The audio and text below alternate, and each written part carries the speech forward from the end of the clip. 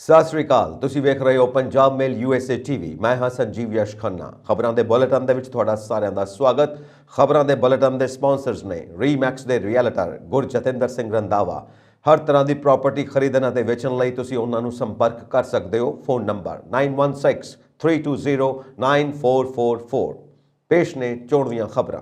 America ਪ੍ਰਵਾਸੀਆਂ ਨੂੰ ਵੱਡੀ ਰਾਹਤ। ਜੱਜ ਨੇ ਟਰੰਪ ਯੁੱਗ ਦੀਆਂ ਸ਼ਰਨ ਪਾਬੰਦੀਆਂ ਨੂੰ ਖਤਮ ਕਰਨ ਦੇ ਦਿੱਤੇ ਆਦੇਸ਼। ਅਮਰੀਕਾ ਵੱਲ ਵਧਿਆ ਵਿਦਿਆਰਥੀਆਂ ਦਾ ਰੁਝਾਨ। 5 ਵਿਦੇਸ਼ੀਆਂ ਵਿੱਚੋਂ 1 ਭਾਰਤੀ। ਬ੍ਰਿਟੇਨ ਦੇ ਪ੍ਰਧਾਨ ਮੰਤਰੀ ਰਿਸ਼ੀ ਸੁਨਕ ਨੇ ਭਾਰਤੀ ਪੇਸ਼ੇਵਰਾਂ ਲਈ 3000 ਵੀਜ਼ਿਆਂ ਨੂੰ ਦਿੱਤੀ ਹਰੀ ਝੰਡੀ। ਕੈਨੇਡਾ ਨੇ ਮਿਸੀਸਾਗਾ ਦੇ ਪੀਅਰਸਨ ਹਵਾਈ ਅੱਡੇ ਤੋਂ ਭਾਰਤ ਲਈ ਅਨਲਿਮਿਟਿਡ ਉਡਾਨਾਂ ਦੀ ਸ਼ੁਰੂਆਤ ਕੀਤੀ। ਡੋਨਾਲਡ ਟਰੰਪ ਮੁੜ ਲੜਨਗੇ ਰਾਸ਼ਟਰਪਤੀ ਚੋਣਾਂ। ਚੀਨ ਰੂਸ ਬਾਰੇ ਕਹਿ ਦਿੱਤੀ ਵੱਡੀ ਗੱਲ। ਹੁਣ ਖਬਰਾਂ ਵਿਸਥਾਰ ਦੇ ਵਿੱਚ। ਅਮਰੀਕਾ ਵਿਖੇ ਇੱਕ ਸੰਘੀ ਜੱਜ ਨੇ ਬਾਈਡਨ ਪ੍ਰਸ਼ਾਸਨ ਨੂੰ ਟਰੰਪ ਯੁੱਗ ਦੀਆਂ ਸ਼ਰਨ ਪਾਬੰਦੀਆਂ ਨੂੰ ਹਟਾਉਣ ਦਾ ਹੁਕਮ ਦਿੱਤਾ ਹੈ, ਜੋ ਕੋਵਿਡ-19 ਦੀ ਸ਼ੁਰੂਆਤ ਤੋਂ ਹੀ ਸਰਹੱਦੀ ਲਾਗੂ ਕਰਨ ਦਾ ਆਧਾਰ ਰਹੀਆਂ ਨੇ। ਅਮਰੀਕੀ ਜ਼ਿਲ੍ਹਾ ਜੱਜ ਐਮਿਟ ਸੁਲੀਵਨ ਨੇ ਵਾਸ਼ਿੰਗਟਨ ਵਿੱਚ ਪਾਬੰਦੀ ਨੂੰ ਮਨਮਾਨੀ ਕਹਿੰਦੇ ਹੋਏ ਫੈਸਲਾ ਸੁਣਾਇਆ ਕਿ ਪਰਿਵਾਰਾਂ ਅਤੇ ਇਕੱਲੇ ਬਾਲਗਾਂ ਲਈ ਇਹਨਾਂ ਨੂੰ ਲਾਗੂ ਕਰਨਾ ਤੁਰੰਤ ਖਤਮ ਹੋਣਾ ਚਾਹੀਦਾ ਹੈ। ਪ੍ਰਸ਼ਾਸਨ ਨੇ ਇਕੱਲੇ ਯਾਤਰਾ ਕਰਨ ਵਾਲੇ ਬੱਚਿਆਂ ਤੇ ਇਸ ਨੂੰ ਲਾਗੂ ਨਹੀਂ ਕੀਤਾ।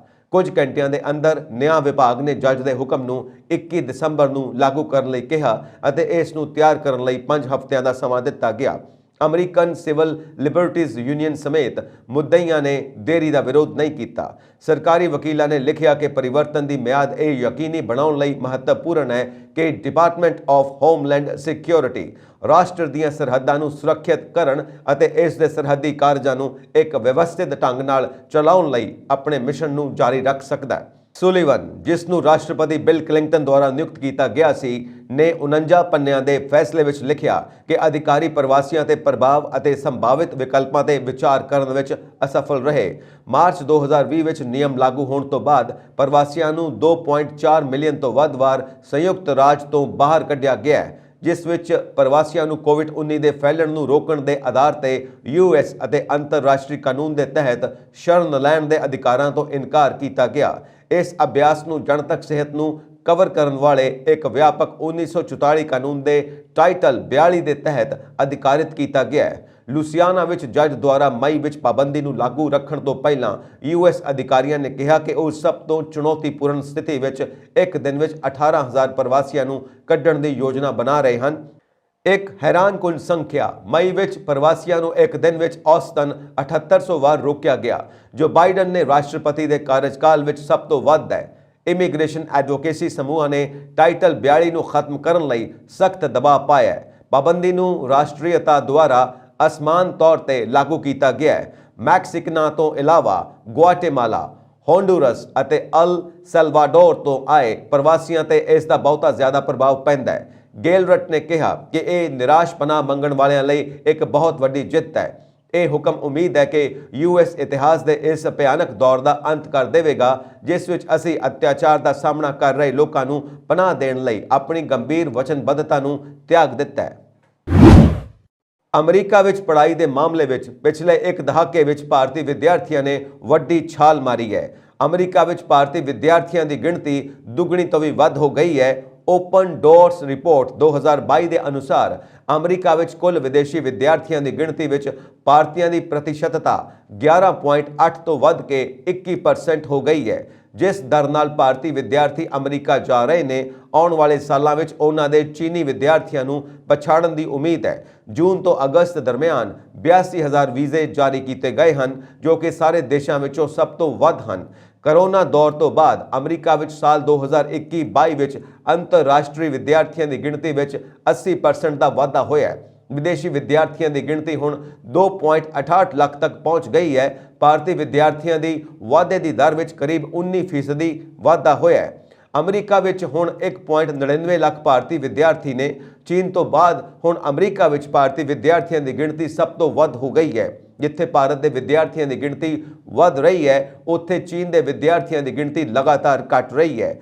ਅਮਰੀਕਾ ਵਿੱਚ ਉੱਚ ਸਿੱਖਿਆ ਹਾਸਲ ਕਰਨ ਵਾਲੇ ਵਿਦਿਆਰਥੀਆਂ ਦੀ ਗਿਣਤੀ 9.14 ਲੱਖ ਤੋਂ ਵੱਧ ਕੇ 9.48 ਲੱਖ ਹੋ ਗਈ ਹੈ। ਅਮਰੀਕੀ ਦੂਤਘਰ ਮੁਤਾਬਿਕ ਵਿਦਿਆਰਥੀਆਂ ਦੀ ਗਿਣਤੀ ਵਿੱਚ ਵਾਧਾ ਸਿਰਫ ਭਾਰਤ ਤੋਂ ਨਹੀਂ ਹੋ ਰਿਹਾ। ਉਹਨਾਂ ਕਿਹਾ ਕਿ ਇਹ ਅੰਕੜੇ ਦਰਸਾਉਂਦੇ ਨੇ ਕਿ ਅਮਰੀਕਾ ਉੱਚ ਸਿੱਖਿਆ ਲਈ ਚੋਟੀ ਦਾ ਸਥਾਨ ਬਣਿਆ ਹੋਇਆ ਹੈ। ਇਸ ਦੇ ਨਾਲ ਹੀ ਇਹ ਵੀ ਦਰਸਾਉਂਦਾ ਹੈ ਕਿ ਅਮਰੀਕਾ ਵਿਦਿਆਰਥੀਆਂ ਨੂੰ ਭਵਿੱਖ ਦੇ ਮੌਕੇ ਪ੍ਰਦਾਨ ਕਰਨਾ ਜਾਰੀ ਰੱਖਦਾ ਹੈ। 2021-22 ਦੇ ਵਿਚਕਾਰ ਅਮਰੀਕਾ ਵਿੱਚ ਪੜ੍ਹ ਰਹੇ ਕੁੱਲ ਅੰਤਰਰਾਸ਼ਟਰੀ ਵਿਦਿਆਰਥੀਆਂ ਵਿੱਚ ਚੀਨ ਅਤੇ ਭਾਰਤ ਦੇ ਵਿਦਿਆਰਥੀ 52% ਸਨ। ਸਾਲ 2020-21 ਵਿੱਚ ਜਿੱਥੇ 1,67,582 ਭਾਰਤੀ ਅਮਰੀਕਾ ਵਿੱਚ ਪੜ੍ਹ ਰਹੇ ਸਨ, ਉੱਥੇ ਸਾਲ 2021-22 ਵਿੱਚ 1,99,182 ਵਿਦਿਆਰਥੀ ਸਿੱਖਿਆ ਲਈ ਪੁੱਜੇ ਨੇ।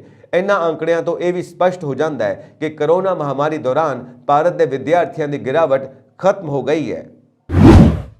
ਬ੍ਰਿਟੇਨ ਦੇ ਪ੍ਰਧਾਨ ਮੰਤਰੀ ਰਿਸ਼ੀ ਸੁਨਕ ਨੇ ਭਾਰਤੀ ਪੀਐਮ ਮੋਦੀ ਨਾਲ ਇੰਡੋਨੇਸ਼ੀਆ ਵਿੱਚ ਹੋਈ ਪਹਿਲੀ ਮੁਲਾਕਾਤ ਮਗਰੋਂ ਭਾਰਤੀ ਨੌਜਵਾਨਾਂ ਨੂੰ ਵੱਡੀ ਖੁਸ਼ਖਬਰੀ ਦਿੱਤੀ ਹੈ। ਦੁਵੱਲੇ ਅਤੇ ਆਰਥਿਕ ਸਬੰਧਾਂ ਨੂੰ ਮਜ਼ਬੂਤ ਕਰਨ ਲਈ ਬ੍ਰਿਟੇਨ ਦੇ ਪ੍ਰਧਾਨ ਮੰਤਰੀ ਰਿਸ਼ੀ ਸੁਨਕ ਵੱਲੋਂ ਸ਼ੁਰੂ ਕੀਤੀ ਗਈ ਨਵੀਂ ਯੋਜਨਾ ਤਹਿਤ ਹਰ ਸਾਲ 3000 ਭਾਰਤੀਆਂ ਨੂੰ ਬ੍ਰਿਟੇਨ ਆਉਣ ਲਈ ਵੀਜ਼ਾ ਦਿੱਤਾ ਜਾਵੇਗਾ। ਨਵੀਂ UK India young professional scheme ਦੇ ਤਹਿਤ ਦੇਸ਼ 18 ਤੋਂ 30 ਸਾਲ ਦੀ ਡਿਗਰੀ ਵਾਲੇ ਪੜ੍ਹੇ ਲਿਖੇ ਭਾਰਤੀ ਨਾਗਰਿਕਾਂ ਨੂੰ ਯੂਕੇ ਆਉਣ ਅਤੇ 2 ਸਾਲ ਤੱਕ ਕੰਮ ਕਰਨ ਲਈ ਸਾਲਾਨਾ 3000 ਸਥਾਨਾਂ ਦੀ ਪੇਸ਼ਕਸ਼ ਕਰੇਗਾ। ਇਹ ਐਲਾਨ ਬ੍ਰਿਟੇਨ ਦੇ ਪ੍ਰਧਾਨ ਮੰਤਰੀ ਸੁਨਕ ਵੱਲੋਂ ਇੰਡੋਨੇਸ਼ੀਆ ਵਿੱਚ ਚੱਲ ਰਹੇ G20 ਸਿਖਰ ਸੰਮੇਲਨ ਦੌਰਾਨ ਪਹਿਲੀ ਵਾਰ ਪ੍ਰਧਾਨ ਮੰਤਰੀ ਨਰਿੰਦਰ ਮੋਦੀ ਨਾਲ ਮੁਲਾਕਾਤ ਤੋਂ ਘੰਟੇ ਕੀਤਾ ਗਿਆ। ਸੁਨਕ ਨੇ ਪ੍ਰਧਾਨ ਮੰਤਰੀ ਦਫ਼ਤਰ ਵੱਲੋਂ ਜਾਰੀ ਬਿਆਨ ਵਿੱਚ ਕਿਹਾ, ਹਿੰਦ ਪ੍ਰਸ਼ਾਂਤ ਸਾਡੀ ਸੁਰੱਖਿਆ ਅਤੇ ਸਾਡੀ ਖੁਸ਼ਹਾਲੀ ਲਈ ਲਗਾਤਾਰ ਮਹੱਤਵਪੂਰਨ ਹੈ। ਇਹ ਗਤੀਸ਼ੀਲ ਅਤੇ ਤੇਜ਼ੀ ਨਾਲ ਵਧਣ ਵਾਲੀਆਂ ਅਰਥ ਵਿਵਸਥਾਵਾਂ ਨਾਲ ਭਰਪੂਰ ਹੈ। ਮੈਂ ਭਾਰਤ ਨਾਲ ਸਾਡੇ ਡੂੰਘੇ ਸੱਭਿਆਚਾਰਕ ਅਤੇ ਇਤਿਹਾਸਕ ਸਬੰਧਾਂ ਦੇ ਅਵਿਸ਼ਵਾਸਯੋਗ ਮੁੱਲ ਨੂੰ ਜਾਣਦਾ। ਮੈਨੂੰ ਖੁਸ਼ੀ ਹੈ ਕਿ ਭਾਰਤ ਦੇ ਸਭ ਤੋਂ ਵੱਧ ਹੁਸ਼ਿਆਰ ਨੌਜਵਾਨਾਂ ਨੂੰ ਹੁਣ ਯੂਕੇ ਦੀ ਜ਼ਿੰਦਗੀ ਦਾ ਅਨੁਭਵ ਕਰਨ ਦਾ ਮੌਕਾ ਮਿਲੇਗਾ। ਸਕੀਮ ਪਰਸਪਰ ਹੋਵੇਗੀ। ਬ੍ਰਿਟੇਨ ਵਿੱਚ ਲਗਭਗ 1/4 ਅੰਤਰਰਾਸ਼ਟਰੀ ਵਿਦਿਆਰਥੀ ਭਾਰਤ ਤੋਂ ਨੇ ਅਤੇ ਯੂਕੇ ਵਿੱਚ ਭਾਰਤੀ ਨਿਵੇਸ਼ 95,000 ਨੌਕਰੀਆਂ ਦਾ ਸਮਰਥਨ ਕਰਦਾ ਹੈ। ਡਾਊਨਿੰਗ ਸਟਰੀਟ ਦੇ ਬਿਆਨ ਵਿੱਚ ਕਿਹਾ ਗਿਆ, ਇਸ ਸਕੀਮ ਦੀ ਸ਼ੁਰੂਆਤ ਭਾਰਤ ਨਾਲ ਸਾਡੇ ਦੁਵੱਲੇ ਸਬੰਧਾਂ ਅਤੇ ਇੰਡੋ ਪੈਸੀਫਿਕ ਖੇਤਰ ਨਾਲ ਮਜ਼ਬੂਤ ਸਬੰਧ ਬਣਾਉਣ ਲਈ ਯੂਕੇ ਦੀ ਵਿਆਪਕ ਵਚਨਬੱਧਤਾ ਦੋਵਾਂ ਲਈ ਇੱਕ ਮਹੱਤਵਪੂਰਨ ਪਲ ਹੈ। ਯੂਕੇ ਭਾਰਤ ਦੇ ਨਾਲ ਇੱਕ ਵਪਾਰਕ ਸਮਝੌਤੇ ਤੇ ਵੀ ਗੱਲਬਾਤ ਕਰ ਰਿਹਾ ਹੈ, ਜੋ ਕਿ ਯੂਕੇ ਭਾਰਤ ਵਪਾਰਕ ਸਬੰਧਾਂ ਤੇ ਆਧਾਰਿਤ ਹੋਵੇਗਾ, ਜੋ ਪਹਿਲਾਂ ਤੋਂ ਹੀ 24 ਬਿਲੀਅਨ ਪਾਉਂਡ ਦਾ ਹੈ।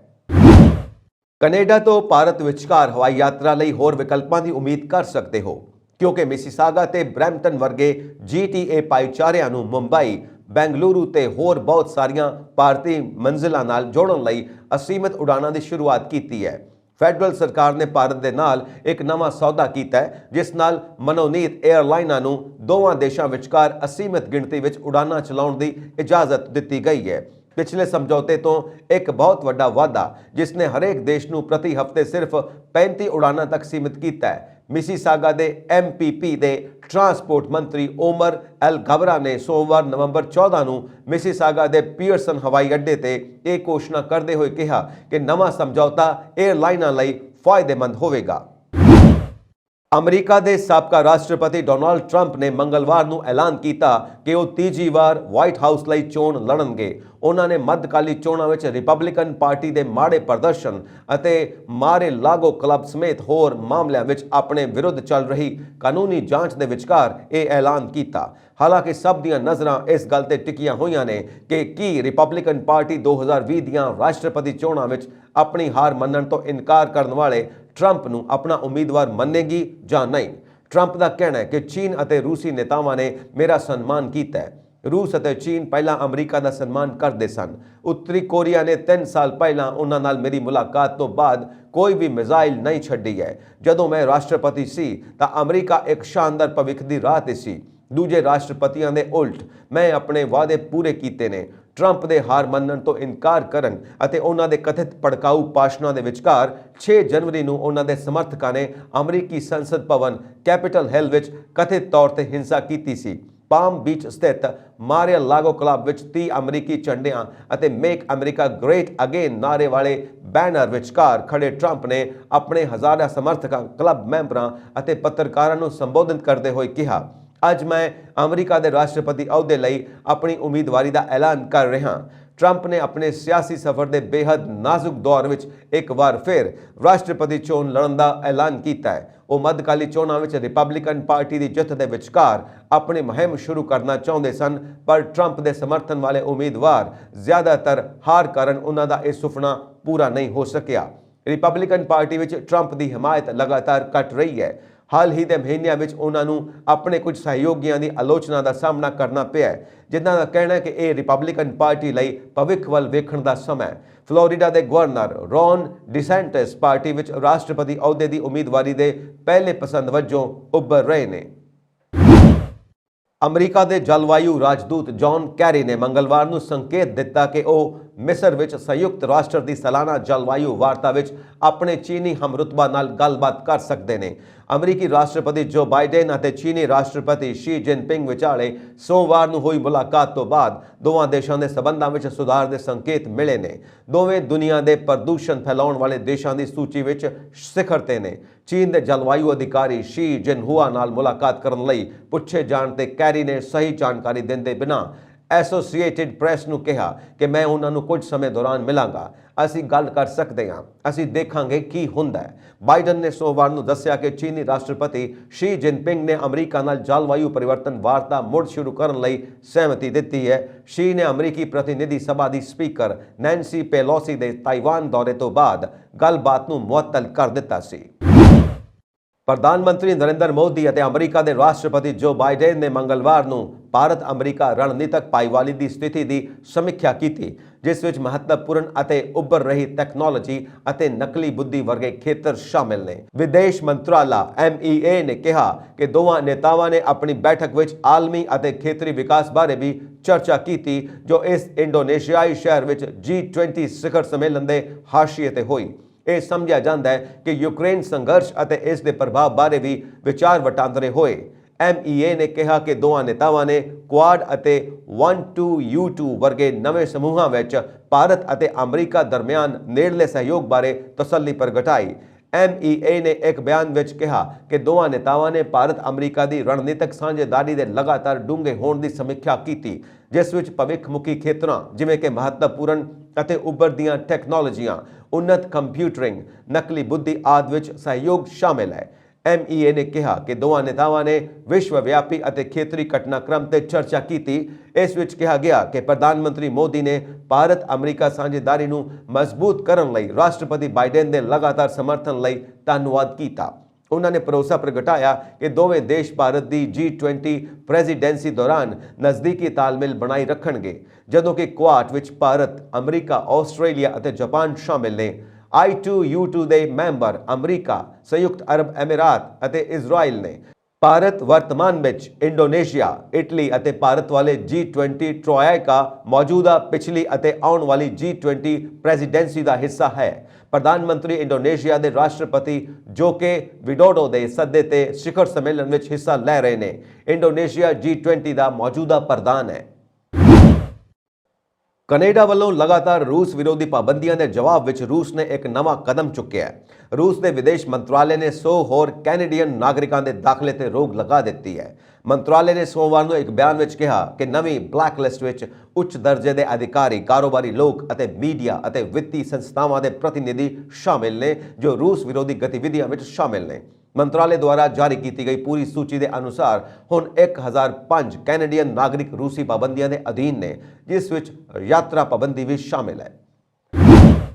ਕੈਨੇਡਾ ਦੀ royal Canadian mounted police RCMP ਨੇ ਇੱਕ ਪਬਲਿਕ ਯੂਟਿਲਿਟੀ ਵਰਕਰ ਨੂੰ ਚੀਨ ਲਈ ਜਾਸੂਸੀ ਕਰਨ ਦੇ ਦੋਸ਼ ਵਿੱਚ ਗ੍ਰਿਫਤਾਰ ਕੀਤਾ ਹੈ। ਮੀਡੀਆ ਨੇ ਇਸ ਸੰਬੰਧੀ ਜਾਣਕਾਰੀ ਦਿੱਤੀ। RCMP ਦੇ ਅਨੁਸਾਰ ਕੈਨੇਡਾ ਵਿੱਚ ਇਹ ਪਹਿਲੀ ਵਾਰ ਹੈ ਜਦੋਂ ਕਿਸੇ ਤੇ ਵਪਾਰਕ ਰਹੱਸ ਪ੍ਰਾਪਤ ਕਰਨ ਦਾ ਦੋਸ਼ ਲਗਾਇਆ ਗਿਆ ਹੈ, ਜੋ ਸੂਚਨਾ ਸੁਰੱਖਿਆ ਐਕਟ ਦੀ ਧਾਰਾ 19 ਦੇ ਤਹਿਤ ਇੱਕ ਅਪਰਾਧ ਹੈ। BBC ਦੀ ਇੱਕ ਰਿਪੋਰਟ ਮੁਤਾਬਕ ਪੁਲਿਸ ਬਲ ਨੇ ਇੱਕ ਬਿਆਨ ਵਿੱਚ ਕਿਹਾ ਕਿ ਮੌਂਟਰੀਅਲ ਸਥਿਤ ਹਾਈਡਰੋਕਿਊਬਿਕ ਪਬਲਿਕ ਯੂਟਿਲਿਟੀ ਕਾਰਪੋਰੇਸ਼ਨ ਵਿੱਚ ਨੌਕਰੀ ਕਰ ਰਹੇ ਯੂ ਸ਼ੇਂਗ ਵੈਂਗ ਨੇ ਸੋਮਵਾਰ ਨੂੰ ਗ੍ਰਿਫਤਾਰ ਕੀਤਾ ਗਿਆ ਅਤੇ ਉਸ ਤੇ ਜਾਸੂਸੀ ਦਾ ਦੋਸ਼ ਲਗਾਇਆ ਗਿਆ। RCMP ਦੇ ਬਿਆਨ ਵਿੱਚ ਅੱਗੇ ਕਿਹਾ ਗਿਆ ਕਿ 35 ਸਾਲਾ ਵੈਂਗ ਨੇ ਪੀਪਲਜ਼ ਰਿਪਬਲਿਕ ਆਫ ਚਾਈਨਾ ਨੂੰ ਲਾਭ ਪਹੁੰਚਾਉਣ ਲਈ ਕੈਨੇਡਾ ਦੇ ਆਰਥਿਕ ਹਿੱਤਾਂ ਨੂੰ ਨੁਕਸਾਨ ਪਹੁੰਚਾਉਣ ਲਈ ਵਪਾਰਕ ਰਹੱਸ ਪ੍ਰਾਪਤ ਕੀਤੇ। CCTV ਦੀ ਰਿਪੋਰਟ ਅਨੁਸਾਰ ਉਹ ਮੰਗਲਵਾਰ ਨੂੰ ਕਿਊਬਿਕ ਦੇ ਲੈਂਗਯੂਅਲ ਦੀ ਇੱਕ ਅਦਾਲਤ ਵਿੱਚ 4 ਅਪਰਾਧਿਕ ਦੋਸ਼ਾਂ ਦਾ ਸਾਹਮਣਾ ਕਰਨ ਲਈ ਪੇਸ਼ ਹੋਵੇਗਾ, ਜਿਨ੍ਹਾਂ ਵਿੱਚ ਵਪਾਰਕ ਭੇਦ ਪ੍ਰਾਪਤ ਕਰਨਾ, ਕੰਪਿਊਟਰ ਦੀ ਅਣਅਧਿਕਾਰਿਤ ਵਰਤੋਂ, ਵਪਾਰਕ ਭੇਦ ਪ੍ਰਾਪਤ ਕਰਨ ਲਈ ਧੋਖਾਧੜੀ ਅਤੇ ਇੱਕ ਜਨਤਕ ਅਧਿਕਾਰੀ ਦੁਆਰਾ ਵਿਸ਼ਵਾਸ ਦੀ ਉਲੰਘਣਾ ਸ਼ਾਮਿਲ ਹੈ। ਵਿਦੇਸ਼ੀ ਅਭਿਨੇਤਾ ਦਖਲ ਅੰਦਾਜ਼ੀ ਦੁਨੀਆ ਭਰ ਵਿੱਚ ਬਹੁਤ ਸਾਰੇ ਕਾਨੂੰਨ ਲਾਗੂ ਕਰਨ ਅਤੇ ਖੁਫੀਆ ਏਜੰਸੀਆਂ ਲਈ ਇੱਕ ਤਰਜੀਹ ਹੈ। RCMP ਨੇ ਅੱਗੇ ਕਿਹਾ ਕਿ ਹਾਈਡਰੋਕਿਊਬਿਕ ਨੂੰ ਇੱਕ ਮਹੱਤਵਪੂਰਨ ਬੁਨਿਆਦੀ ਢਾਂਚਾ ਮੰਨਿਆ ਜਾਂਦਾ ਹੈ ਅਤੇ ਇੱਕ ਰਣਨੀਤਿਕ ਹਿੱਤ ਸੁਰੱਖਿਆ ਕੀਤਾ ਜਾਣਾ ਚਾਹੀਦਾ ਹੈ। RCMP ਨੇ ਅੱਗੇ ਕਿਹਾ ਕਿ ਹਾਈਡਰੋਕਿਊਬਿਕ ਨੂੰ ਇੱਕ ਮਹੱਤਵਪੂਰਨ ਬੁਨਿਆਦੀ ਢਾਂਚਾ ਮੰਨਿਆ ਜਾਂਦਾ ਹੈ ਅਤੇ ਇੱਕ ਰਣਨੀਤਿਕ ਹਿੱਤ ਸੁਰੱਖਿਅਤ ਕੀਤਾ ਜਾਣਾ ਚਾਹੀਦਾ ਹੈ। ਪੁਲਿਸ ਮੁਤਾਬਿਕ ਵੈਂਗ ਵੱਲੋਂ ਕੀਤੇ ਗਏ ਕਥਿਤ ਤੌਰ ਤੇ ਇਹ ਅਪਰਾਧ ਫਰਵਰੀ 2018 ਤੋਂ ਅਕਤੂਬਰ 2022 ਦਰਮਿਆਨ ਹੋਏ ਨੇ। ਹਾਈਡਰੋਕਿਊਬਿਕ ਨੇ ਪੁਸ਼ਟੀ ਕੀਤੀ ਕਿ ਦੋਸ਼ੀ ਵੈਂਗ 2016 ਤੋਂ ਇੱਕ ਕਰਮਚਾਰੀ ਸੀ ਅਤੇ ਵਾਰਨਸ ਦੇ ਆਫ ਆਈਲੈਂਡ ਮੌਂਟਰੀਅਲ ਉਪਨਗਰ ਵਿੱਚ ਕੰਪਨੀ ਦੇ ਸੈਂਟਰ ਆਫ ਐਕਸਲੈਂਸ ਵਿੱਚ transportation, electrification and energy storage CETES ਦੇ ਨਾਲ ਬੈਟਰੀ ਸਮੱਗਰੀ ਦੇ ਖੋਜੀ ਵਜੋਂ ਕੰਮ ਕਰਦਾ ਸੀ। ਹਾਈਡਰੋਕਿਊਬਿਕ ਦੇ ਬੁਲਾਰੇ ਕੈਰੋਲਿਨ ਡੇਸ ਰੋਜ਼ੀਅਰਜ਼ ਨੇ CTV ਨੂੰ ਦੱਸਿਆ ਕਿ ਵੈਂਗ ਦੀ ਕੰਪਨੀ ਦੇ ਸਿਸਟਮਾਂ ਤੱਕ ਪਹੁੰਚਣ ਦੀ ਜਾਣਕਾਰੀ ਮਿਲਦੇ ਹੀ ਉਹ ਸਾਵਧਾਨ ਹੋ ਗਏ ਸਨ। RCMP ਨੇ ਕਿਹਾ ਕਿ ਉਸ ਨੇ ਪਿਛਲੇ ਸਾਲ ਅਗਸਤ ਵਿੱਚ ਵੈਂਗ ਦੀ ਜਾਂਚ ਸ਼ੁਰੂ ਕੀਤੀ ਸੀ। CTV ਨੇ ਸੋਮਵਾਰ ਨੂੰ ਇੱਕ ਨਿਊਜ਼ ਕਾਨਫਰੰਸ ਵਿੱਚ RCMP ਇੰਸਪੈਕਟਰ ਡੇਵਿਡ ਬਿਊਡੋਇਨ ਦੇ ਹਵਾਲੇ ਨਾਲ ਕਿਹਾ ਕਿ ਇਹ ਜਾਂਚ ਸਾਡੇ ਲਈ ਬਹੁਤ ਮਹੱਤਵ ਰੱਖਦੀ ਹੈ। ਇਹ ਜੋਖਮ ਵਾਲੇ ਖੇਤਰਾਂ ਨਾਲ ਕੰਮ ਕਰਨ ਲਈ ਸਾਡੀ ਅਤੇ ਸਾਡੇ ਭਾਈਵਾਲਾਂ ਦੀ ਵਚਨਬੱਧਤਾ ਨੂੰ ਦਰਸਾਉਂਦੀ ਹੈ। ਬਿਊਡੋਇਨ ਨੇ ਇਹ ਕਹਿਣ ਤੋਂ ਇਨਕਾਰ ਕਰ ਦਿੱਤਾ ਕਿ ਵੈਂਗ ਨੂੰ ਉਸ ਦੀਆਂ ਕਥਿਤ ਕਾਰਵਾਈਆਂ ਲਈ ਚੀਨ ਦੁਆਰਾ ਭੁਗਤਾਨ ਕੀਤਾ ਗਿਆ ਸੀ ਅਤੇ ਇਹ ਪੁਸ਼ਟੀ ਨਹੀਂ ਕੀਤੀ ਗਈ ਕਿ ਉਹ ਕੈਨੇਡੀਅਨ ਨਾਗਰਿਕ ਹੈ। ਨਿਊਜ਼ੀਲੈਂਡ ਵਿੱਚ ਵਿਦੇਸ਼ੀ ਸੈਲਾਨੀਆਂ ਦੀ ਆਮਦ ਵਿੱਚ ਸਤੰਬਰ 2022 ਵਿੱਚ ਵਾਧਾ ਹੋਇਆ, ਪਰ ਇਹ ਹਾਲੇ ਵੀ ਕੋਵਿਡ-19 ਮਹਾਮਾਰੀ ਤੋਂ ਪਹਿਲਾਂ ਦੇ ਉਸੇ ਮਹੀਨੇ ਵਿੱਚ ਵੇਖੇ ਗਏ ਆંકੜਿਆਂ ਤੋਂ ਘੱਟ ਹੈ। ਦੇਸ਼ ਦੇ ਆંકੜਾ ਵਿਭਾਗ ਸਟੈਟਸ NZ ਨੇ ਮੰਗਲਵਾਰ ਨੂੰ ਇਹ ਜਾਣਕਾਰੀ ਦਿੱਤੀ। ਸਮਾਚਾਰ ਏਜੰਸੀ ਸ਼ਿਨਹੁਆ ਨੇ ਏਜੰਸੀ ਨੇ ਸਟੇਟਸ ਨਿਊਜ਼ ਦੀ ਏਜੰਸੀ ਦੇ ਹਵਾਲੇ ਨਾਲ ਕਿਹਾ ਕਿ ਸਤੰਬਰ 2022 ਵਿੱਚ 1,51,300 ਵਿਦੇਸ਼ੀ ਸੈਲਾਨੀ ਆਏ, ਜੋ ਅਗਸਤ 2022 ਵਿੱਚ 1,29,800 ਤੋਂ ਵੱਧ ਨੇ। ਲਗਭਗ 70% ਸੈਲਾਨੀ ਆਸਟ੍ਰੇਲੀਆ ਤੋਂ ਸਨ। ਆંકੜੇ ਦੱਸਦੇ ਨੇ ਕਿ ਸਤੰਬਰ 2022 ਦਾ ਆંકੜਾ ਮਹਾਮਾਰੀ ਤੋਂ ਪਹਿਲਾਂ ਸਤੰਬਰ 2019 ਵਿੱਚ 2,61,800 ਵਿਦੇਸ਼ੀ ਸੈਲਾਨੀਆਂ ਦੀ ਆਮਦ ਦਾ 58% ਹੈ। ਓਵਰਸੀਜ਼ ਵਿਜ਼ਟਰ ਅਰਾਈਵਲ ਉਹ ਲੋਕ ਹੁੰਦੇ ਨੇ ਜੋ ਵਿਦੇਸ਼ਾਂ ਵਿੱਚ ਰਹਿੰਦੇ ਨੇ ਅਤੇ ਜੋ 12 ਮਹੀਨਿਆਂ ਤੋਂ ਘੱਟ ਸਮੇਂ ਲਈ ਨਿਊਜ਼ੀਲੈਂਡ ਦੀ ਯਾਤਰਾ ਕਰ ਰਹੇ ਨੇ। ਸਟੇਟਸ NZ ਦੇ ਅਨੁਸਾਰ ਇਹਨਾਂ ਵਿੱਚ ਨਿਊਜ਼ੀਲੈਂਡ ਦੇ ਨਾਗਰਿਕ ਅਤੇ ਗੈਰ ਨਿਊਜ਼ੀਲੈਂਡ ਦੇ ਨਾਗਰਿਕ ਸ਼ਾਮਿਲ ਨੇ। ਆਬਾਦੀ ਸੰਕੇਤਕ ਦੇ ਮੈਨੇਜਰ ਤਹੀਨ ਇਸਲਾਮ ਨੇ ਕਿਹਾ ਕਿ ਹਾਲ ਹੀ ਦੇ ਮਹੀਨਿਆਂ ਵਿੱਚ ਜ਼ਿਆਦਾਤਰ ਸੈਲਾਨੀਆਂ ਦੀ ਆਮਦ ਗੈਰ ਨਿਊਜ਼ੀਲੈਂਡ ਦੇ ਨਾਗਰਿਕ ਰਹੇ ਨੇ। ਇਹ 2020 ਅਤੇ 2021 ਦੇ ਜ਼ਿਆਦਾਤਰ ਸਮੇਂ ਦੌਰਾਨ ਪੈਟਰਨ ਦੇ ਉਲਟ ਹੈ, ਜਦੋਂ ਸੈਲਾਨੀਆਂ ਦੀ ਆਮਦ ਦਾ ਇੱਕ ਵੱਡਾ ਹਿੱਸਾ ਨਿਊਜ਼ੀਲੈਂਡ ਵਾਸੀਆਂ ਦਾ ਸੀ। ਹਾਲਾਂਕਿ ਆਸਟ੍ਰੇਲੀਆ ਤੋਂ ਵਿਦੇਸ਼ੀ ਸੈਲਾਨੀਆਂ ਦਾ ਦਬਦਬਾ ਜਾਰੀ ਹੈ। ਦੂਜੇ ਦੇਸ਼ਾਂ ਤੋਂ ਆਉਣ ਵਾਲੇ ਸੈਲਾਨੀਆਂ ਵਿੱਚ ਵਾਧਾ ਹੋਇਆ ਹੈ ਕਿਉਂਕਿ ਮਾਰਚ 2022 ਤੋਂ ਸਰਹੱਦੀ ਪਾਬੰਦੀਆਂ ਵਿੱਚ ਹੌਲੀ-ਹੌਲੀ ਢਿੱਲ ਦਿੱਤੀ ਗਈ ਹੈ। ਸਟੇਟਸ NZ ਨੇ ਕਿਹਾ ਕਿ ਸਤੰਬਰ 2022 ਸਾਲ ਵਿੱਚ 8400 ਦਾ ਅਰਜ਼ੀ ਸ਼ੁੱਧ ਪ੍ਰਵਾਸ ਘਾਟਾ ਸੀ। ਉਹਨਾਂ ਮੁਤਾਬਿਕ ਇਹ 59,100 ਪ੍ਰਵਾਸੀ ਆਮਦ ਅਤੇ 77,500 ਪ੍ਰਵਾਸੀ ਵਿਦਾਇਗੀ ਨਾਲ ਬਣਿਆ ਹੈ। ਸੈਰ ਸਪਾਟਾ ਮੰਤਰੀ ਸਟੂਅਰਟ ਨੈਸ਼ ਨੇ ਕਿਹਾ ਕਿ ਅੰਤਰਰਾਸ਼ਟਰੀ ਸੈਲਾਨੀਆਂ ਵਿੱਚ ਲਗਾਤਾਰ ਵਾਧੇ ਕਾਰਨ ਨਿਊਜ਼ੀਲੈਂਡ ਨੂੰ ਰੁਝੇਵਿਆਂ ਭਰੀ ਗਰਮੀ ਦੇ ਮੌਸਮ ਲਈ ਤਿਆਰੀ ਕਰਨੀ ਚਾਹੀਦੀ ਹੈ। ਉਸਨੇ ਕਿਹਾ ਕਿ ਸਤੰਬਰ ਦੇ ਮਹੀਨੇ ਲਈ ਵਿਦੇਸ਼ੀ ਸੈਲਾਨੀਆਂ ਦੀ ਗਿਣਤੀ ਵਿੱਚ ਇੱਕ ਮਹੱਤਵਪੂਰਨ ਵਾਧਾ ਹੋਇਆ ਹੈ, ਜਦੋਂ ਕਿ ਸ਼ੁੱਧ ਪ੍ਰਵਾਸ ਘਾਟੇ ਵਿੱਚ ਗਿਰਾਵਟ ਦਰਸਾਉਂਦੀ ਹੈ ਕਿ ਵਧੇਰੇ ਲੋਕ ਨਿਊਜ਼ੀਲੈਂਡ ਵਿੱਚ ਰਹਿਣ ਦੀ ਚੋਣ ਕਰ ਰਹੇ ਨੇ। ਮੰਤਰੀ ਨੇ ਦੱਸਿਆ ਕਿ ਇਹ 2002 ਅਤੇ ਕੋਵਿਡ-19 ਮਹਾਮਾਰੀ ਦੀ ਸ਼ੁਰੂਆਤ ਦੇ ਵਿਚਕਾਰ ਮਾਈਗ੍ਰੇਸ਼ਨ ਪੈਟਰਨਾਂ ਨਾਲ ਮੇਲ ਖਾਂਦਾ ਹੈ, ਜਿੱਥੇ ਨਿਊਜ਼ੀਲੈਂਡ ਦੇ ਨਾਗਰਿਕਾਂ ਦਾ ਸਾਲਾਨਾ ਸ਼ੁੱਧ ਘਾਟਾ ਸੀ ਅਤੇ ਗੈਰ ਨਿਊਜ਼ੀਲੈਂਡ ਦੇ ਨਾਗਰਿਕਾਂ ਦਾ ਸਾਲਾਨਾ ਸ਼ੁੱਧ ਲਾਭ ਸੀ। ਨੈਸ਼ ਨੇ ਕਿਹਾ ਕਿ ਇਹ ਗਰਮੀਆਂ ਸਾਡੇ ਸੈਰ ਸਪਾਟਾ ਖੇਤਰ ਲਈ ਇੱਕ ਬੰਪਰ ਹੋਣ ਜਾ ਰਹੀਆਂ ਨੇ ਕਿਉਂਕਿ ਅੰਤਰਰਾਸ਼ਟਰੀ ਆਮਦ ਪੂਰੇ ਨਿਊਜ਼ੀਲੈਂਡ ਵਿੱਚ ਵੱਡੇ ਪੱਧਰ ਤੇ ਖਰਚ ਕਰ ਰਹੇ ਨੇ। ਦੱਖਣੀ ਕੋਰੀਆ ਦੇ ਸਿਓਲ ਵਿੱਚ ਹੈਲੋਇਨ ਉਤਸਵ ਦੌਰਾਨ ਮਚੀ ਭਗਦੜ ਵਿੱਚ ਸੱਟ ਲੱਗਣ ਕਾਰਨ ਜ਼ਖਮੀ ਹੋਏ ਦੂਜੇ ਆਸਟ੍ਰੇਲੀਆਈ ਨਾਗਰਿਕ ਦੀ ਮੌਤ ਹੋ ਗਈ ਹੈ। 28 ਸਾਲ ਦੀ ਜਸਟਿਨਾ ਚੋ ਨੇ ਦਮ ਤੋੜਨ ਤੋਂ ਪਹਿਲਾਂ 2 ਹਫ਼ਤੇ ਹਸਪਤਾਲ ਵਿੱਚ ਬਿਤਾਏ। ਘਟਨਾ ਵਾਲੀ ਰਾਤ ਉਹ ਆਸਟ੍ਰੇਲੀਅਨ ਫਿਲਮ ਨਿਰਮਾਤਾ ਗ੍ਰੇਸ ਰਿਚਰਡ ਉਮਰ 23 ਸਾਲ ਨਾਲ ਜਸ਼ਨ ਮਨਾ ਰਹੀ ਸੀ, ਜਿਸ ਦੀ ਵੀ ਮੌਤ ਹੋ ਗਈ ਸੀ। ਜ਼ਿਕਰਯੋਗ ਹੈ ਕਿ ਇੱਕ ਨਾਈਟ ਕਲੱਬ ਜ਼ਿਲ੍ਹੇ ਵਿੱਚ ਇੱਕ ਤੰਗ ਗਲੀ ਵਿੱਚ ਹੈਲੋਇਨ ਪਾਰਟੀ ਦੀ ਭੀੜ ਵਧਣ ਕਾਰਨ ਘੱਟੋ ਘੱਟ 156 ਲੋਕਾਂ ਦੀ ਮੌਤ ਹੋ ਗਈ ਅਤੇ ਕਰੀਬ 200 ਹੋਰ ਜ਼ਖਮੀ ਹੋ ਗਏ। ਚਸ਼ਮਦੀਦਾਂ ਨੇ ਕਿਹਾ ਕਿ ਲੋਕ ਡੋਮੀਨੋਜ਼ ਵਾਂਗ ਇੱਕ ਦੂਜੇ ਤੇ ਡਿੱਗ ਪਏ ਅਤੇ ਚੀਕਣ ਲੱਗੇ। ਉਹਨਾਂ ਨੂੰ ਸਾਹ ਲੈਣ ਵਿੱਚ ਗੰਭੀਰ ਮੁਸ਼ਕਲਾਂ ਦਾ ਸਾਹਮਣਾ ਕਰਨਾ ਪੈ ਰਿਹਾ ਸੀ। ਇਹ ਢਲਾਨ ਵਾਲੀ ਤੰਗ ਗਲੀ ਵਿੱਚ ਫਸਦੇ ਹੋਏ ਹੋਸ਼ ਗੁਆ ਬੈਠੇ। ਮਰਨ ਵਾਲੇ ਜੋੜੇ ਦੀ ਰਾਤ ਨੂੰ ਦੋ ਹੋਰ ਦੋਸਤਾਂ ਨਾਲ ਫੈਂਸੀ ਡਰੈਸ ਵਿੱਚ ਤਸਵੀਰ ਖਿੱਚੀ ਗਈ ਸੀ, ਜਿਸ ਵਿੱਚ ਆਸਟ੍ਰੇਲੀਆਈ ਵਿਅਕਤੀ ਨੌਥਨ ਟੈਵਰਨੀਟੀ ਵੀ ਸ਼ਾਮਿਲ ਸੀ। ਉਹ ਰੌਚਰਡ ਨਾਲ ਛੁੱਟੀ ਤੇ ਸੀ ਅਤੇ ਇਸ ਦੁਖਾਂਤ ਲਈ ਕੁਪ੍ਰਬੰਧਨ ਨੂੰ ਜ਼ਿੰਮੇਵਾਰ ਠਹਿਰਾਇਆ ਗਿਆ। ਟੈਵਰਨੀਟੀ ਨੇ ਕਿਹਾ ਕਿ ਇਹ ਇੱਕ ਹੌਲੀ ਦੁਖਦਾਈ ਘਟਨਾ ਸੀ। ਇਸ ਘਟਨਾ ਲਈ ਸ਼ਰਾਬੀ ਲੋਕ ਜ਼ਿੰਮੇਵਾਰ ਨਹੀਂ ਸਨ। ਇੱਥੇ ਯੋਜਨਾਬੰਦੀ, ਪੁਲਿਸ ਫੋਰਸ ਅਤੇ ਐਮਰਜੈਂਸੀ ਸੇਵਾਵਾਂ ਦੀ ਕਮੀ ਸੀ। ਕੋਈ ਵੀ ਮਦਦ ਕਰਨ ਲਈ ਤਿਆਰ ਨਹੀਂ ਸੀ। ਮੈਂ ਉੱਥੇ ਲੋਕਾਂ ਨੂੰ ਬਾਹਰ ਕੱਢਣ ਦੀ ਕੋਸ਼ਿਸ਼ ਕਰ ਰਿਹਾ ਸੀ ਕਿਉਂਕਿ ਉੱਥੇ ਕਾਫੀ ਪੁਲਿਸ ਅਧਿਕਾਰੀ ਨਹੀਂ ਸਨ ਅਤੇ ਕੋਈ ਵੀ ਭੀੜ ਨੂੰ ਰੋਕਣ ਲਈ ਕੁਝ ਨਹੀਂ ਸੀ ਕਰ ਰਿਹਾ। ਉਧਰ ਰਾਸ਼ਟਰਪਤੀ ਯੂਨ ਸੁਕ ਯੋਏਲ ਨੇ ਬਾਅਦ ਵਿੱਚ ਸਵੀਕਾਰ ਕੀਤਾ ਕਿ ਦੱਖਣੀ ਕੋਰੀਆ ਵਿੱਚ ਭੀੜ ਪ੍ਰਬੰਧਨ ਤੇ ਅਧਿਐਨ ਦੀ ਘਾਟ ਹੈ ਅਤੇ ਅਧਿਕਾਰੀਆਂ ਨੂੰ ਉੱਚ ਤਕਨੀਕੀ ਸਰੋਤਾਂ ਜਿਵੇਂ ਕਿ ਡਰੋਨਾਂ ਦੇ ਆਧਾਰ ਤੇ ਪ੍ਰਭਾਵਸ਼ਾਲੀ ਭੀੜ ਨਿਯੰਤਰਣ ਵਿਧੀਆਂ ਤਿਆਰ ਕਰਨ ਦਾ ਆਦੇਸ਼ ਦਿੱਤਾ ਗਿਆ ਹੈ। ਇੱਕ ਸੀਨੀਅਰ ਅਮਰੀਕੀ ਖੁਫੀਆ ਅਧਿਕਾਰੀ ਮੁਤਾਬਿਕ ਨਾਟੋ ਦੇ ਮੈਂਬਰ ਪੋਲੈਂਡ ਵਿੱਚ ਇੱਕ ਰੂਸੀ ਮਿਜ਼ਾਈਲ ਦੇ ਡਿੱਗਣ ਨਾਲ 2 ਲੋਕਾਂ ਦੀ ਮੌਤ ਹੋ ਗਈ। ਪੋਲਿਸ਼ ਸਰਕਾਰ ਦੇ ਬੁਲਾਰੇ ਪਿਓਟਰ ਬੂਲਰ ਨੇ ਤੁਰੰਤ ਇਸ ਦੀ ਪੁਸ਼ਟੀ ਨਹੀਂ ਕੀਤੀ, ਪਰ ਇਹ ਕਿਹਾ ਕਿ ਚੋਟੀ ਦੇ ਨੇਤਾ ਸੰਕਟ ਦੀ ਸਥਿਤੀ ਤੇ ਚਰਚਾ ਕਰਨ ਲਈ ਇੱਕ ਐਮਰਜੈਂਸੀ ਮੀਟਿੰਗ ਕਰ ਰਹੇ ਨੇ। ਪੋਲਿਸ਼ ਮੀਡੀਆ ਨੇ ਦੱਸਿਆ ਕਿ ਯੂਕਰੇਨ ਨਾਲ ਲੱਗਦੀ ਸਰਹੱਦ ਦੇ ਨੇੜੇ ਇੱਕ ਪਿੰਡ ਵਿੱਚ ਮਿਜ਼ਾਈਲ ਡਿੱਗਣ ਨਾਲ 2 ਲੋਕਾਂ ਦੀ ਮੌਤ ਹੋ ਗਈ। ਮਿਜ਼ਾਈਲ ਉਸ ਖੇਤਰ ਵਿੱਚ ਡਿੱਗੀ ਜਿੱਥੇ ਅਨਾਜ ਸੁਕਾਇਆ ਜਾ ਰਿਹਾ ਸੀ। ਅਫਗਾਨਿਸਤਾਨ ਦੇ ਸਪਿਨ ਬੋਲਟਕ ਜ਼ਿਲ੍ਹੇ ਵਿੱਚ ਚਮਨ ਸਪਿਨ ਬੋਲਟਕ ਕ੍ਰਾਸਿੰਗ ਤੇ ਤਾਲਿਬਾਨ ਅਤੇ ਪਾਕਿਸਤਾਨੀ ਫੌਜ ਵਿਚਾਲੇ ਹਥਿਆਰਬੰਦ ਸੰਘਰਸ਼ ਸ਼ੁਰੂ ਹੋ ਗਿਆ। ਮੀਡੀਆ ਰਿਪੋਰਟਾਂ ਮੁਤਾਬਿਕ ਇਹ ਘਟਨਾ ਗਲਤਫਹਿਮੀ ਕਾਰਨ ਵਾਪਰੀ। ਕੋਈ ਜ਼ਖਮੀ ਨਹੀਂ ਹੋਇਆ। ਕਮਾਂਡਰ ਨੇ ਦੱਸਿਆ ਕਿ ਇਸ ਤੋਂ ਪਹਿਲਾਂ ਬੋਲਟਕ ਚਮਨ ਕ੍ਰਾਸਿੰਗ ਤੇ ਦੋਵਾਂ ਧਿਰਾਂ ਵਿਚਾਲੇ ਸਰਹੱਦੀ ਸੰਘਰਸ਼ ਵਿੱਚ ਇੱਕ ਪਾਕਿਸਤਾਨੀ ਸਰਹੱਦੀ ਗਾਰਡ ਮਾਰਿਆ ਗਿਆ ਸੀ। ਚਮਨ ਸਪਿਨ ਬੋਲਟਕ ਕ੍ਰਾਸਿੰਗ ਕੰਦਾਰ ਸ਼ਹਿਰ ਅਫਗਾਨਿਸਤਾਨ ਤੋਂ ਲਗਭਗ 100 ਕਿਲੋਮੀਟਰ ਦੱਖਣ ਪੂਰਬ ਅਤੇ ਕੁਵੈਤਾ ਪਾਕਿਸਤਾਨ ਤੋਂ ਲਗਭਗ 100 ਕਿਲੋਮੀਟਰ ਉੱਤਰ ਪੱਛਮ ਵਿੱਚ ਹੈ। ਮੀਡੀਆ ਰਿਪੋਰਟਾਂ ਦੇ ਅਨੁਸਾਰ ਤਾਜ਼ਾ ਝੜਪ ਐਤਵਾਰ ਤੜਕੇ ਹੋਈ ਅਤੇ ਇਸ ਦੇ ਨਤੀਜੇ ਵਜੋਂ ਕ੍ਰਾਸਿੰਗ ਨੂੰ ਬੰਦ ਕਰ ਦਿੱਤਾ ਗਿਆ।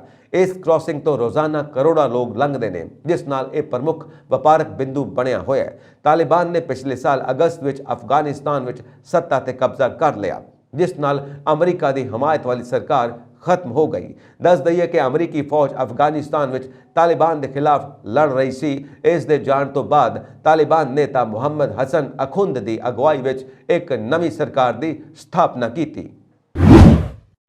ਅਫਗਾਨਿਸਤਾਨ ਵਿੱਚ ਤਾਲਿਬਾਨ ਨੇ ਪੂਰੀ ਤਰ੍ਹਾਂ ਤੋਂ ਇਸਲਾਮੀ ਕਾਨੂੰਨ ਲਾਗੂ ਕਰਨ ਦਾ ਹੁਕਮ ਜਾਰੀ ਕਰ ਦਿੱਤਾ ਹੈ। ਅਫਗਾਨ ਵਿੱਚ ਮਨੁੱਖੀ ਅਧਿਕਾਰਾਂ ਦੀ ਸਥਿਤੀ ਤੇ ਵੱਧਦੀ ਚਿੰਤਾ ਵਿੱਚ ਤਾਲਿਬਾਨ ਦੇ ਸਰਵੋੱਚ ਨੇਤਾ ਮੌਲਵੀ ਹਬਤੁੱਲਾ ਅਖੁੰਦਜ਼ਾਦਾ ਨੇ ਜੱਜਾਂ ਨੂੰ ਇਸਲਾਮੀ ਕਾਨੂੰਨ ਨੂੰ ਪੂਰੀ ਤਰ੍ਹਾਂ ਤੋਂ ਲਾਗੂ ਕਰਨ ਦਾ ਹੁਕਮ ਦਿੱਤਾ ਹੈ। ਇਹ ਪਹਿਲੀ ਵਾਰ ਹੈ ਜਦੋਂ ਤਾਲਿਬਾਨ ਨੇਤਾ ਨੇ ਇਸਲਾਮਿਕ ਸਮੂਹ ਦੇ ਸੱਤਾ ਵਿੱਚ ਆਉਣ ਤੋਂ ਬਾਅਦ ਪੂਰੇ ਦੇਸ਼ ਵਿੱਚ ਇਸਲਾਮੀ ਕਾਨੂੰਨ ਦੇ ਸਾਰੇ ਪਹਿਲੂਆਂ ਨੂੰ ਪੂਰੀ ਤਰ੍ਹਾਂ ਤੋਂ ਲਾਗੂ ਕਰਨ ਦਾ ਰਸਮੀ ਹੁਕਮ ਜਾਰੀ ਕਰ ਦਿੱਤਾ ਹੈ। ਤਾਲਿਬਾਨ ਦੇ ਬੁਲਾਰੇ ਜ਼ਬੀਹੁੱਲਾ ਮੁਜਾਹਿਦ ਨੇ ਦੱਸਿਆ ਕਿ ਹਬਤੁੱਲਾ ਅਖੁੰਦਜ਼ਾਦਾ ਨੇ ਜੱਜਾਂ ਦੇ ਸਮੂਹ ਨਾਲ ਮੁਲਾਕਾਤ ਤੋਂ ਬਾਅਦ ਇਹ ਹੁਕਮ ਜਾਰੀ ਕੀਤਾ। ਜੱਜਾਂ ਦੀ ਮੀਟਿੰਗ ਵਿੱਚ ਇਹ ਵੀ ਹੁਕਮ ਦਿੱਤਾ ਗਿਆ ਕਿ ਚੋਰਾਂ, ਅਗਵਾਕਾਰਾਂ ਅਤੇ ਗੱਦਾਰਾਂ ਦੇ ਕੇਸਾਂ ਦੀ ਜਾਂਚ ਕੀਤੀ ਜਾਵੇ। ਤਾਲਿਬਾਨ ਦੇ ਬੁਲਾਰੇ ਨੇ ਕਿਹਾ ਕਿ ਇਸਲਾਮਿਕ ਅਮੀਰਾਤ ਦੇ ਨੇਤਾ ਦਾ ਹੁਕਮ ਪੂਰੇ ਦੇਸ਼ ਵਿੱਚ ਲਾਗੂ ਕੀਤਾ ਜਾਵੇਗਾ। ਤਾਲਿਬਾਨ ਦੇ ਮੁਲਾਰੇ ਯੂਸਫ ਅਹਿਮਦੀ ਨੇ ਦੱਸਿਆ ਕਿ ਜੋ ਲੋਕ ਕਤਲ, ਅਗਵਾ ਅਤੇ ਚੋਰੀ ਵਿੱਚ ਸ਼ਾਮਿਲ ਨੇ ਉਹਨਾਂ ਨੂੰ ਇਸ ਲਈ ਸਜ਼ਾ ਮਿਲਣੀ ਚਾਹੀਦੀ ਹੈ। ਤਾਲਿਬਾਨ ਨੇ ਅਗਸਤ 2021 ਵਿੱਚ ਅਫਗਾਨਿਸਤਾਨ ਦਾ ਕੰਟਰੋਲ ਲੈ ਲਿਆ ਅਤੇ ਬੁਨਿਆਦੀ ਅਧਿਕਾਰਾਂ ਨੂੰ ਬੁਰੀ ਤਰ੍ਹਾਂ ਸੀਮਿਤ ਕਰਨ ਵਾਲੀਆਂ ਨੀਤੀਆਂ ਨੂੰ ਲਾਗੂ ਕੀਤਾ। ਇਸ ਦੌਰਾਨ ਔਰਤਾਂ ਅਤੇ ਲੜਕੀਆਂ ਤੇ ਕਈ ਪਾਬੰਦੀਆਂ ਲਗਾਈਆਂ ਗਈਆਂ। ਪੜ੍ਹਾਈ ਕਰਨ, ਕੰਮ ਤੇ ਜਾਣ ਅਤੇ ਪਾਰਕ ਜਾਂ ਮੇਲੇ ਤੇ ਜਾਣ ਤੇ ਵੀ ਪਾਬੰਦੀ ਸੀ। ਔਰਤਾਂ ਨੂੰ ਇਕੱਲਿਆਂ ਸਫ਼ਰ ਕਰਨ ਦਾ ਅਧਿਕਾਰ ਨਹੀਂ ਹੈ। G20 ਸਮਿਟ ਨੂੰ ਸੰਬੋਧਨ ਕਰਦਿਆਂ ਟੈਸਲਾ ਚੀਫ ਐਲਨ ਮਸਕ ਨੇ ਦੱਸਿਆ ਕਿ ਕੰਪਨੀ ਭਾਰਤ ਲਈ ਇੱਕ ਸਸਤੀ ਟੈਸਲਾ ਕਾਰ ਬਣਾਉਣ ਦੀ ਤਿਆਰੀ ਕਰ ਰਹੀ ਹੈ। ਮਸਕ ਨੇ ਕਿਹਾ ਕਿ ਦੁਨੀਆ ਦੇ ਵਿਕਾਸਸ਼ੀਲ ਬਾਜ਼ਾਰਾਂ ਵਰਗੇ ਭਾਰਤ ਤੇ ਇੰਡੋਨੇਸ਼ੀਆ ਲਈ ਇੱਕ ਲੋ ਕਾਸਟ ਮਾਡਲ ਤਿਆਰ ਕਰਨ ਦੀ ਤਿਆਰੀ ਕੀਤੀ ਜਾ ਰਹੀ ਹੈ। G20 ਸੰਮੇਲਨ ਵਿੱਚ ਬੋਲਦੇ ਹੋਏ ਐਲਨ ਮਸਕ ਨੇ ਕਿਹਾ ਕਿ ਸਾਨੂੰ ਲੱਗਦਾ ਕਿ ਵਧੇਰੇ ਕਿਫਾਇਤੀ ਵਾਹਨ ਬਣਾਉਣ ਨਾਲ ਬਹੁਤ ਜ਼ਿਆਦਾ ਸਮਝ ਵਿੱਚ ਆਏਗਾ ਅਤੇ ਸਾਨੂੰ ਕੁਝ ਕਰਨਾ ਚਾਹੀਦਾ ਹੈ। ਅਣਜਾਣ ਲੋਕਾਂ ਲਈ ਭਾਰਤ ਨੇ ਇਸ ਸਾਲ ਦੇ ਸ਼ੁਰੂ ਵਿੱਚ ਟੈਸਲਾ ਦੀਆਂ ਇਲੈਕਟ੍ਰਿਕ ਕਾਰਾਂ ਤੇ ਟੈਕਸ ਲਾਭਾਂ ਲਈ ਐਲਨ ਮਸਕ ਦੀ ਬੇਨਤੀ ਨੂੰ ਰੱਦ ਕਰ ਦਿੱਤਾ ਸੀ। ਟੈਸਲਾ ਨੇ ਅਜੇ ਤੱਕ ਭਾਰਤ ਤੋਂ ਸਥਾਨਕ ਨਿਰਮਾਣ ਅਤੇ ਵਿਕਰੀ ਲਈ ਯੋਜਨਾਵਾਂ ਬਾਰੇ ਜਾਣਕਾਰੀ ਨਹੀਂ ਲਈ ਹੈ। ਕੰਪਨੀ ਬਾਜ਼ਾਰ ਵਿੱਚ ਆਉਣ ਤੋਂ ਪਹਿਲਾਂ ਇਲੈਕਟ੍ਰਿਕ ਵਾਹਨਾਂ ਤੇ ਇੰਪੋਰਟ ਡਿਊਟੀ ਘੱਟ ਕਰਨ ਲਈ ਭਾਰਤ ਸਰਕਾਰ ਨਾਲ ਗੱਲਬਾਤ ਕਰ ਰਹੀ ਹੈ। ਦੂਜੇ ਪਾਸੇ ਸਰਕਾਰ ਕਹਿ ਰਹੀ ਹੈ ਕਿ ਟੈਸਲਾ ਨੂੰ ਪੂਰੀ ਤਰ੍ਹਾਂ ਨੌਕ ਇਟ ਡਾਊਨ CKD ਪਾਰਟਸ ਨੂੰ ਅਸੈਂਬਲ ਕਰਨ ਦੀ ਬਜਾਏ ਭਾਰਤ ਵਿੱਚ ਉਤਪਾਦਨ ਕਰਨਾ ਚਾਹੀਦਾ ਹੈ। ਭਾਰਤ ਨੇ $40,000 ਤੋਂ ਵੱਧ ਦੀ ਪੂਰੀ ਦਰਾਮਦ ਡਿਊਟੀ, ਬੀਮਾ ਅਤੇ ਭਾੜੇ CFI ਮੁੱਲ ਤੇ 100% ਟੈਕਸ ਲਗਾਇਆ ਹੈ ਅਤੇ CIF ਮੁੱਲ ਵਾਲੀਆਂ ਕਾਰਾਂ ਤੇ 60% ਕੱਟ ਹੈ। ਪਿਛਲੀਆਂ ਰਿਪੋਰਟਾਂ ਵਿੱਚ ਦਾਅਵਾ ਕੀਤਾ ਗਿਆ ਸੀ ਕਿ ਐਲਨ ਮਸਕ ਨੇ ਆਯਾਤ ਡਿਊਟੀ ਵਿੱਚ ਕਟੌਤੀ ਲਈ ਪ੍ਰਧਾਨ ਮੰਤਰੀ ਨਰਿੰਦਰ ਮੋਦੀ ਨਾਲ ਮੀਟਿੰਗ ਦੀ ਮੰਗ ਕੀਤੀ ਸੀ। ਦੂਜੇ ਪਾਸੇ ਸਰਕਾਰ ਦੀ EV ਵਾਹਨ ਨਿਰਮਾਤਾ ਨੂੰ ਕੋਈ ਟੈਕਸ ਲਾਭ ਦੇਣ ਦੀ ਕੋਈ ਯੋਜਨਾ ਨਹੀਂ ਹੈ, ਕਿਉਂਕਿ ਇਸ ਨਾਲ ਹੋਰ ਆਟੋ ਨਿਰਮਾਤਾਵਾਂ ਲਈ ਮੁਸੀਬਤ ਹੋ ਸਕਦੀ ਹੈ। ਹੁਣ ਦੁਨੀਆ ਦੀ ਆਬਾਦੀ 8 ਅਰਬ ਤੋਂ ਟੱਪ ਚੁੱਕੀ ਹੈ। ਭਾਵੇਂ ਵੱਧਦੀ ਜਨਸੰਖਿਆ ਚਿੰਤਾ ਦਾ ਕਾਰਨ ਹੈ, ਪਰ ਲੋਕ ਇਹ ਜਾਣਨਾ ਚਾਹੁੰਦੇ ਨੇ ਕਿ ਆਖਿਰ 8 ਅਰਬਵਾਂ ਬੱਚਾ ਕੌਣ ਹੈ। ਲੋਕ ਖੋਜ ਕਰ ਰਹੇ ਨੇ ਅਤੇ ਜਾਣਨਾ ਚਾਹੁੰਦੇ ਨੇ ਕਿ 8 ਅਰਬਵੇਂ ਬੱਚੇ ਨੇ ਕਿਸ ਦੇਸ਼ ਵਿੱਚ ਜਨਮ ਲਿਆ। ਜੇਕਰ ਤੁਸੀਂ ਇਹ ਅੰਦਾਜ਼ਾ ਲਗਾ ਰਹੇ ਹੋ ਕਿ ਇਹ ਬੱਚਾ ਭਾਰਤ, ਚੀਨ, ਅਮਰੀਕਾ ਜਾਂ ਬ੍ਰਿਟੇਨ ਵਿੱਚ ਪੈਦਾ ਹੋਇਆ ਤਾਂ ਤੁਸੀਂ ਗਲਤ ਹੋ। ਸਹੀ ਜਵਾਬ ਫਿਲੀਪੀਨਜ਼ ਦੀ ਰਾਜਧਾਨੀ ਮਨੀਲਾ ਹੈ। ਦਾਅਵਾ ਕੀਤਾ ਜਾ ਰਿਹਾ ਹੈ ਕਿ ਸਵੇਰੇ ਮਨੀਲਾ ਵਿੱਚ ਇੱਕ ਬੱਚੀ ਨੇ ਜਨਮ ਲਿਆ ਅਤੇ ਉਹ 8 ਅਰਬਵਾਂ ਬੱਚਾ ਹੈ। ਸੰਯੁਕਤ ਰਾਸ਼ਟਰ ਨੇ ਪਹਿਲਾ ਅਨੁਮਾਨ ਲਗਾਇਆ ਸੀ ਕਿ ਇਸ ਸਾਲ ਨਵੰਬਰ ਦੇ ਅੱਧ ਤੱਕ ਵਿਸ਼ਵ ਵਿਆਪੀ ਮਨੁੱਖੀ ਆਬਾਦੀ 8 ਅਰਬ ਤੱਕ ਪਹੁੰਚ ਜਾਵੇਗੀ। ਉਸ ਦੀ ਭਵਿੱਖਬਾਣੀ ਬਿਲਕੁਲ ਸਹੀ ਨਿਕਲੀ। ਨਵ ਜੰਮੇ ਬੱਚੇ ਦਾ ਨਾਂ ਵਿਨਿਸ ਐਬਨਸਾਗ ਰੱਖਿਆ ਗਿਆ ਹੈ। ਉਸ ਦੀ ਮਾਂ ਮਾਰੀਆ ਮਾਰਗਰੇਟ ਵਿਲੋਰੈਂਟ ਬਹੁਤ ਖੁਸ਼ ਹੈ। ਉਹਨਾਂ ਕਿਹਾ ਕਿ ਮੇਰੀ ਧੀ ਨੂੰ ਦੁਨੀਆ ਦਾ 8 ਅਰਬਵਾਂ ਬੱਚਾ ਮੰਨਿਆ ਗਿਆ। ਮੇਰੇ ਲਈ ਇਹ ਆਸ਼ੀਰਵਾਦ ਵਾਂਗ ਹੈ। ਜਨਸੰਖਿਆ ਅਤੇ ਵਿਕਾਸ ਕਮਿਸ਼ਨ POPCOM ਦੇ ਮੁੱਖ ਪ੍ਰਸ਼ਾਸਨਿਕ ਅਧਿਕਾਰੀ ਲਿਨੇਥ ਥੇਰੋਸੇ ਮੋਨਸਾਲਵੇ ਨੇ ਕਿਹਾ ਕਿ ਉਹਨਾਂ ਨੂੰ ਉਮੀਦ ਹੈ ਕਿ ਵਿਨਿਤ ਭਵਿੱਖ ਵਿੱਚ ਵਿਕਾਸ ਦਾ ਰੋਲ ਮਾਡਲ ਬਣੇਗੀ। ਦੁਨੀਆ ਦੀ ਆਬਾਦੀ ਤੇਜ਼ੀ ਨਾਲ ਵਧ ਰਹੀ ਹੈ। ਇਹ ਸਮੁੱਚੇ ਵਿਸ਼ਵ ਭਾਈਚਾਰੇ ਲਈ ਖਤਰੇ ਦਾ ਵਿਸ਼ਾ ਹੈ। ਵਧਦੀ ਆਬਾਦੀ ਭਾਰਤ ਅਤੇ ਚੀਨ ਦੋਵਾਂ ਲਈ ਖਤਰੇ ਦੀ ਘੰਟੀ ਹੈ। ਇਸ ਦੌਰਾਨ ਸੰਯੁਕਤ ਰਾਸ਼ਟਰ ਨੇ ਇੱਕ ਰਿਪੋਰਟ ਜਾਰੀ ਕੀਤੀ। ਇਸ ਵਿੱਚ ਕਿਹਾ ਗਿਆ ਕਿ ਦੁਨੀਆ ਦੀ ਆਬਾਦੀ ਦੁੱਗਣੀ ਹੋ ਗਈ ਹੈ। ਅਜਿਹਾ 1974 ਦੇ ਅੰਕੜਿਆਂ ਦੇ ਮੱਦੇਨਜ਼ਰ ਹੋਇਆ ਹੈ। 1974 ਵਿੱਚ ਵਿਸ਼ਵ ਦੀ ਆਬਾਦੀ 4 ਅਰਬ ਸੀ। ਹੁਣ ਇਹ ਅੰਕੜਾ ਅੱਜ ਵੱਧ ਕੇ 8 ਅਰਬ ਹੋ ਗਿਆ। ਸੰਯੁਕਤ ਰਾਸ਼ਟਰ ਆਬਾਦੀ ਫੰਡ UNPFA ਨੇ ਟਵੀਟ ਕੀਤਾ, 8 ਅਰਬ ਉਮੀਦਾਂ, 8 ਅਰਬ ਸੁਪਨੇ, 8 ਅਰਬ ਸੰਭਾਵਨਾਵਾਂ। ਸਾਡਾ ਗ੍ਰਹਿ ਹੁਣ 8 ਅਰਬ ਲੋਕਾਂ ਦਾ ਘਰ ਹੈ। ਸੰਯੁਕਤ ਰਾਸ਼ਟਰ ਦੇ ਸਕੱਤਰ ਜਨਰਲ ਐਂਟੋਨੀਓ ਗੁਤਾਰੇਸ ਨੇ ਕਿਹਾ ਕਿ ਜੇਕਰ ਦੁਨੀਆ ਅਮੀਰਾਂ ਅਤੇ ਗਰੀਬਾਂ ਵਿਚਕਾਰ ਪਾੜੇ ਨੂੰ ਬੰਦ ਨਹੀਂ ਕਰਦੀ ਤਾਂ 8 ਅਰਬ ਦੀ ਇਹ ਆਬਾਦੀ ਤਣਾਅ ਅਤੇ ਅਵਿਸ਼ਵਾਸ, ਸੰਕਟ ਅਤੇ ਸੰਘਰਸ਼ ਨਾਲ ਭਰੀ ਰਹੇਗੀ। ਭਾਰਤ ਦੇ 2023 ਵਿੱਚ ਦੁਨੀਆ ਦੇ ਸਭ ਤੋਂ ਵੱਧ ਆਬਾਦੀ ਵਾਲੇ ਦੇਸ਼ ਵਜੋਂ ਚੀਨ ਨੂੰ ਪਿੱਛੇ ਛੱਡਣ ਦਾ ਅਨੁਮਾਨ ਹੈ। ਜਨਸੰਖਿਆ ਸੰਭਾਵਨਾਵਾਂ ਦੀ ਰਿਪੋਰਟ ਵਿੱਚ ਇਹ ਵੀ ਕਿਹਾ ਗਿਆ ਕਿ ਚੀਨ ਦੀ 1.426 ਅਰਬ ਦੀ ਤੁਲਨਾ ਵਿੱਚ 2022 ਵਿੱਚ ਭਾਰਤ ਦੀ ਆਬਾਦੀ 1.412 ਅਰਬ ਹੈ। ਭਾਰਤ ਦੀ ਆਬਾਦੀ 2050 ਵਿੱਚ 1.668 ਬਿਲੀਅਨ ਹੋਣ ਦਾ ਅਨੁਮਾਨ ਹੈ, ਜੋ ਕਿ ਸਦੀ ਦੇ ਮੱਧ ਤੱਕ ਚੀਨ ਦੀ 1.317 ਅਰਬ ਦੀ ਆਬਾਦੀ ਤੋਂ ਬਹੁਤ ਜ਼ਿਆਦਾ ਹੈ। ਆਬਾਦੀ ਦੀ ਕੜੀ ਨੂੰ 15 ਨਵੰਬਰ ਨੂੰ 8 ਅਰਬ ਦਾ ਅੰਕੜਾ ਦਿਖਾਇਆ। ਖਾਸ ਗੱਲ ਇਹ ਹੈ ਕਿ ਇਹਨਾਂ ਵਿੱਚੋਂ 1 ਅਰਬ ਲੋਕ ਪਿਛਲੇ 12 ਸਾਲਾਂ ਵਿੱਚ ਜੁੜੇ ਨੇ। ਸੰਯੁਕਤ ਰਾਸ਼ਟਰ ਨੇ ਆਬਾਦੀ ਦੇ 8 ਅਰਬ ਤੱਕ ਪਹੁੰਚਣ ਨੂੰ ਇੱਕ ਅਨੋਖਾ ਮੀਲ ਪੱਥਰ ਕਿਹਾ। ਮਨੁੱਖੀ ਆਬਾਦੀ ਲਗਭਗ 1800 ਤੱਕ 1 ਅਰਬ ਤੋਂ ਘੱਟ ਸੀ ਅਤੇ 1 ਤੋਂ 2 ਅਰਬ ਤੱਕ ਵਧਣ ਵਿੱਚ 100 ਤੋਂ ਵੱਧ ਸਾਲਾਂ ਦਾ ਸਮਾਂ ਲੱਗਾ। ਇਹ ਸਨ ਅੱਜ ਦੀਆਂ ਮੁੱਖ ਖਬਰਾਂ। ਹੋਰ ਅਪਡੇਟਸ ਦੇ ਲਈ ਵੇਖਦੇ ਰਹੋ ਪੰਜਾਬ ਮੇਲ USA TV। ਸਬਸਕ੍ਰਾਈਬ ਕਰੋ ਪੰਜਾਬ ਮੇਲ USA TV। ਸਤਿ ਸ਼੍ਰੀ ਅਕਾਲ।